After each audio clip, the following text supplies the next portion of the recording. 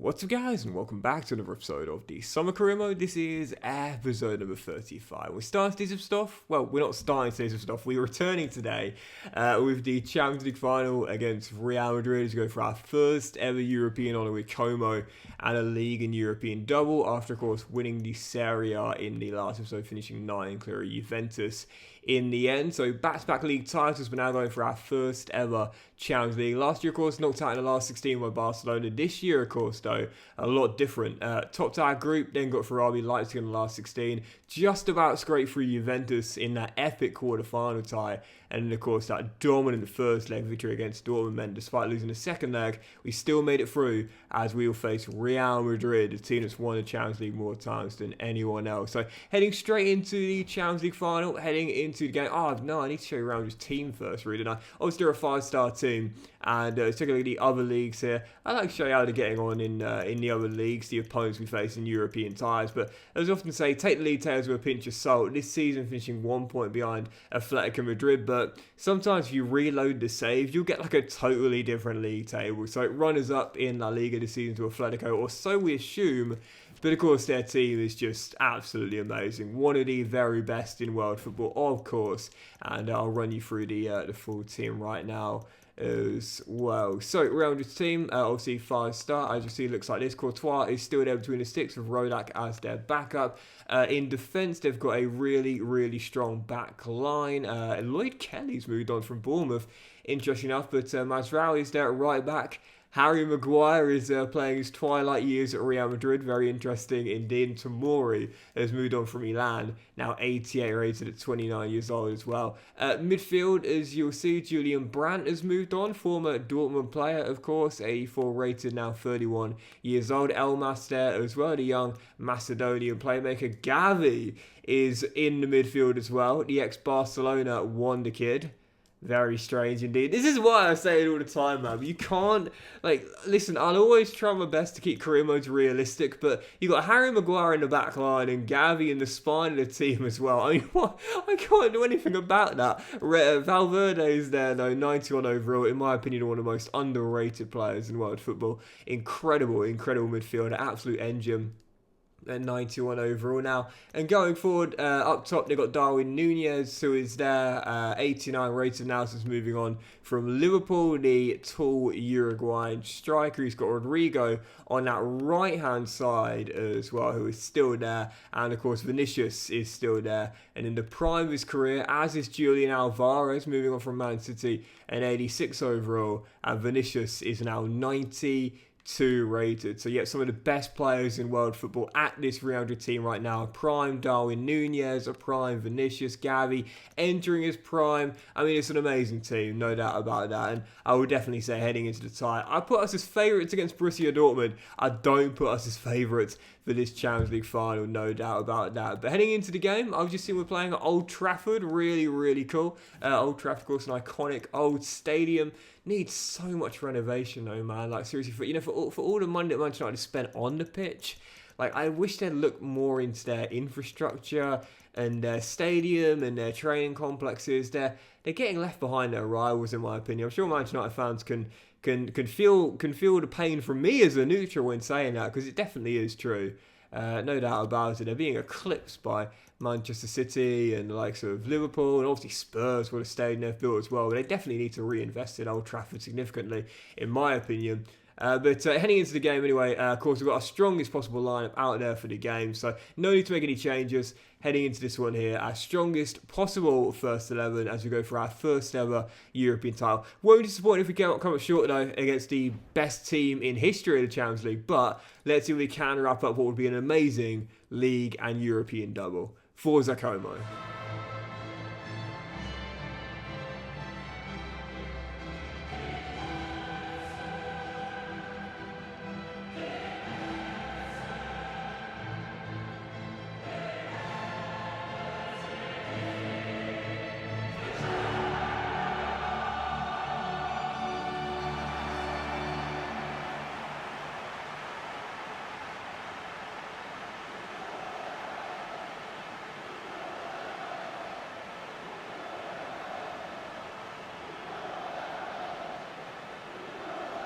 sure there is a determining factor, but I've always wondered when it comes down to like European finals or whatever, like finding out who gets the home dressing room and who gets the away dressing room. I've always wondered how that's determined. I'm sure it is. I'm sure it is determined by some factor. But I've always wondered, what do you do? Flip a coin? Do you know what I mean? For a neutral venue? I've always been quite curious on that. Anyway, 10 minutes in, still 0-0. So for the first chance again, lovely back heel by Mbolo. A Colombo could be through there, and he is. And this should be one. And I just overcooked the touch. Courtois so quick off his line. That's a bottle, man. Colombo should have been through there, and he was. Overcooked the touch and then some. And the passing in this first half an hour has been so poor. Just haven't had any proper build-ups. Same concept as the opposition, to be fair, but even so, like, I don't know what it is, but like, when it comes down to passing in FIFA, it's one of the most inconsistent things. I'll never, ever forget when EA in FIFA 16 said they're going to try and slow the pace of the game down, make it more pass-orientated, more technical, more beautiful team build-ups. It's not like that at all. It never has been. I don't think it ever will be, to be honest. And it's just one of those games where, on full display, can't string more than 3 or 4 passes together. But instead, the one time there's a decent build-up results in a goal. What a finish. That is class. You know, in terms of Ordero between the sticks, it seemed like quite a slow shot, but I think that's right in the top corner. It's a nice little give and go. Shot behind Tanganga. It's not the quickest, but yeah, right in the top corner. When you talk about accuracy, that is accuracy. It's one of those sort of accurately placed efforts where you don't need to put much welly behind it. If you're going to get in the top corner, it's going to be hard for any goalkeeper to get to that one. And that has made things quite difficult. Sanchez offside there. Tough first half this. Other than that one chance, and I could have gone through 1-on-1, but over at the touch, haven't really had anything. So difficult. I did say pre-game I'll be the underdogs for this one, but it's just not been my game. Haven't been on it. I tell you what, I'll do well to get back in this game, no doubt about it. Even with a whole half to play coming into this second, I'll do well to get back in this one. Just have not strung the passes together. Haven't had the build-ups. Quite frankly, I've been poor. I said I was underdogs, but no doubt about it. This has been tough. I think the stats half-time. 1 shot, 1 goal. Passing's been atrocious, as I mentioned earlier. And this is just one of those games where few chances. It's going to be separated by a moment of magic or an individual error. Just one of those games.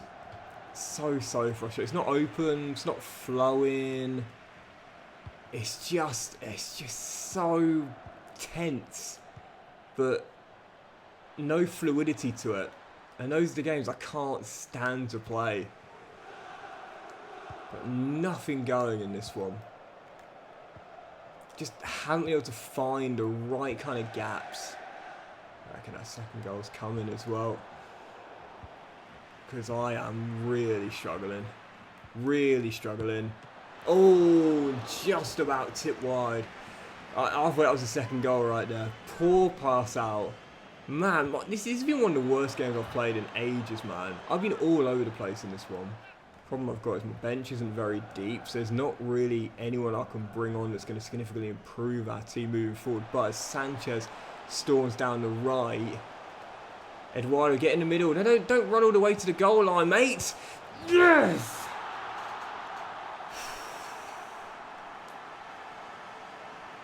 One chance, 1 shot, 1 goal, and I ain't going to get any more, I feel, between now and at least if we can force it extra time. My goodness, what is Eduardo doing? Do you remember, I've said this so many times, but one of the reasons why passing moves are so hard to orchestrate in FIFA is because off the ball movement at times from your teammates is just nonsensical. Where is Bove going? He's literally running into the advertising audience. How can you create nice team passing moves when your one supporting teammate, instead of getting into a decent area in the middle, decides to run towards the goal line and almost into the stands? Makes literally no sense. But you know what? I've got that leveler. awful, absolutely awful game, but I will take it. And now maybe I can get some confidence here. And we know Destiny's got the pace. And he's got a decent end product. As is Colombo! Much better. Oh, that is going to do it. Gave him a few chances. I only really got the one. And then one straight afterwards I didn't take. But thankfully that Imbolo goal does force extra time. This is tense, man. This is not one of those open, fluid games with great football. But this is poor. There's no doubt about it. As things stand, this is going to Pens. Put your money on it. I don't know how EAS FC 24 is going to go. But unless the gameplay is significantly improved, I think we're just going to continue to see it year on, year out, even with technically a new franchise from EA Sports. They have such a great chance. Oh, as I ran straight into Courtois. They have such a great chance to reinvent their game with this next edition. It's a new franchise. Like, yeah, of course, we all know it's FIFA 24, but it's still technically a new franchise. They have a great chance to reinvent their game for the new year. And I'm going to be so disappointed if the gameplay still remains similar to this one.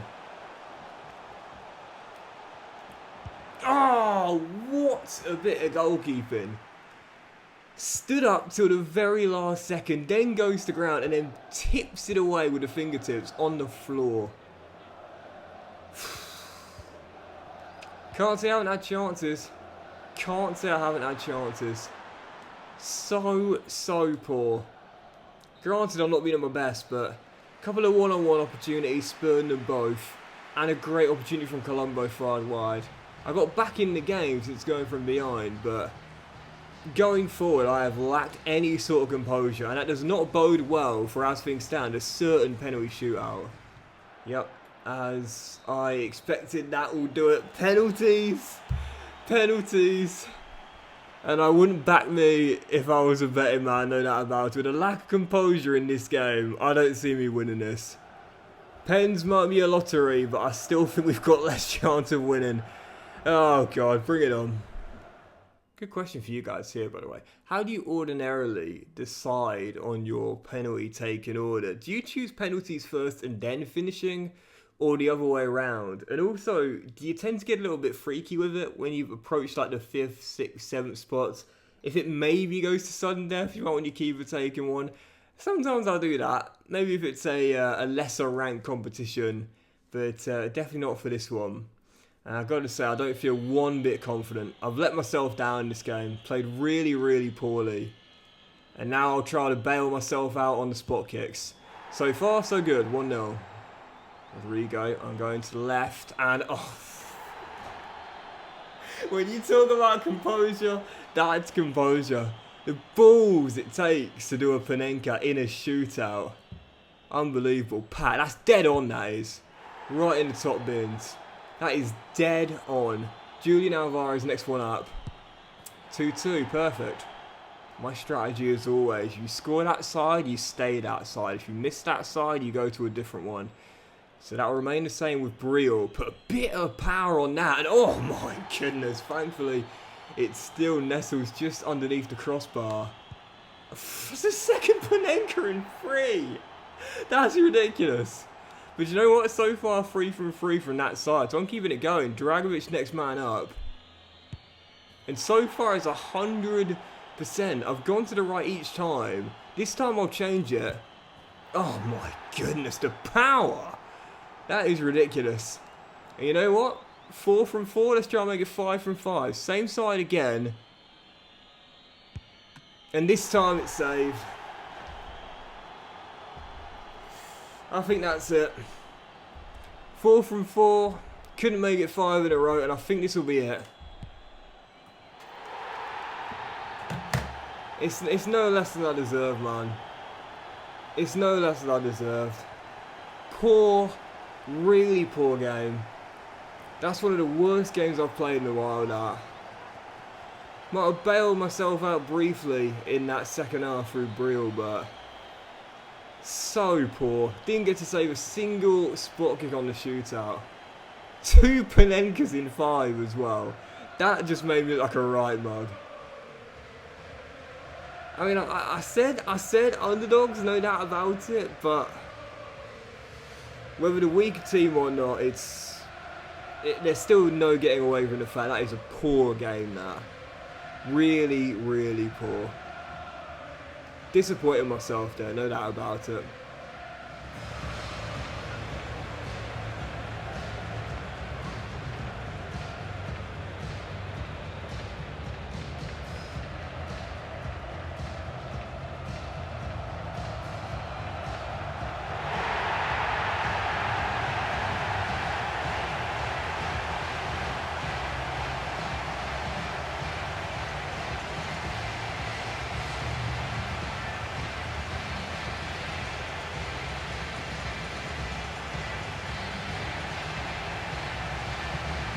I think that's one of the worst games of FIFA I've played in a while, man. I've got to be totally honest about that. I was not good in that one. And don't get me wrong, yes, I knew statistically weaker team heading into the game, obviously, but no doubt about it. I still didn't do myself justice to that one. That was just such a poor game. It was just one of those games where like the passing was so poor. And you look at that 86%, but you've got to remember we're playing 3-minute halves.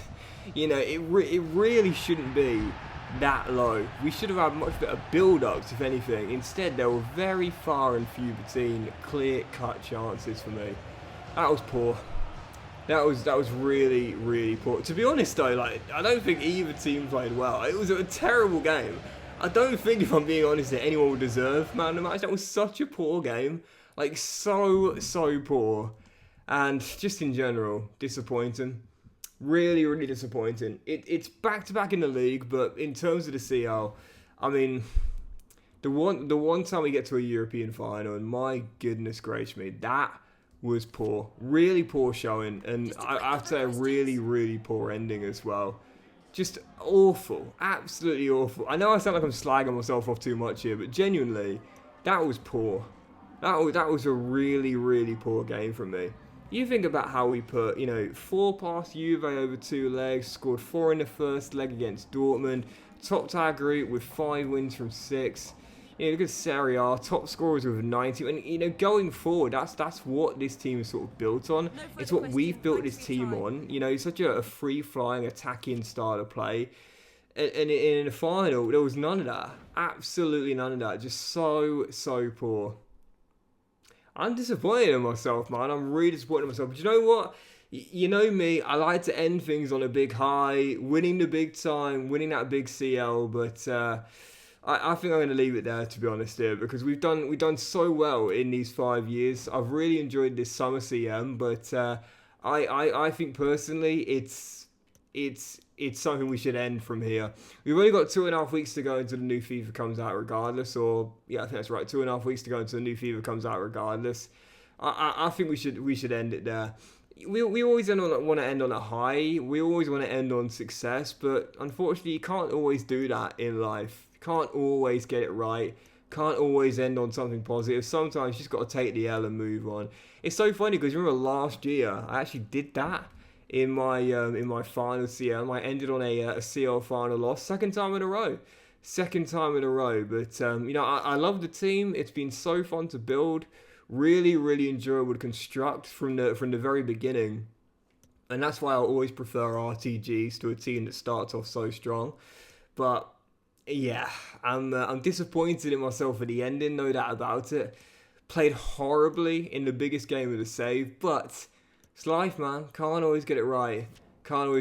Sometimes you're going to come up short. You just got to take the L, learn the lesson from the loss, and move straight on. So, yeah, that'll do it for us, guys. That'll do it for us. That'll do it for the Summer CM. It's been a fantastic RTG, and despite a bit of a sour ending, it's still been a fun one. We won the Super Cup this year. Not exactly the most coveted trophies, but even so, 2 league titles in a row as well. It's still been a really fun project. I've still really enjoyed building this team up right from the very beginning, but that will do it for me. Ending on a final loss, but no shame in losing a TL final to Real Madrid. It's what they do, but unfortunately we will end it there on the loss. But as a whole, the save has still been so fun to play, and I've really enjoyed it. Thanks for watching, guys. Much love to you all, but I will be coming back with a new video tomorrow, which is going to be the return of something different, and I'm quite excited for it as well. Again, we've got like 2.5 weeks to go until the new FIFA comes out. I don't want to upload nothing between now and then, so I've got something kind of cool planned